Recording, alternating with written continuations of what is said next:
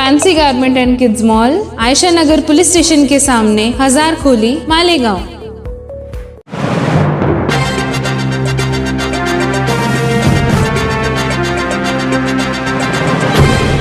देखते रहिए the prime news Abdul Rahman के साथ।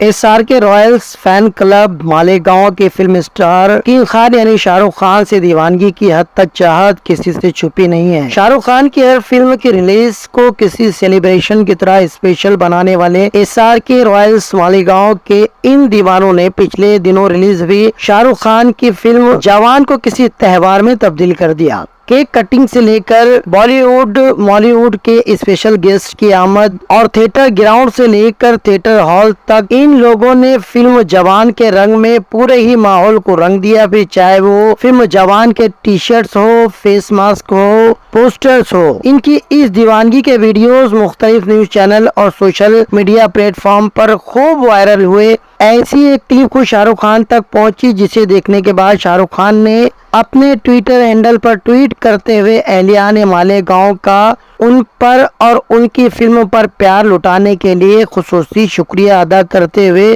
ट्विटर पर ट्वीट करते हुए मालेगांव से मोहब्बत का इजहार करते हुए thank you Malegaon love you का पैगाम भेजा है।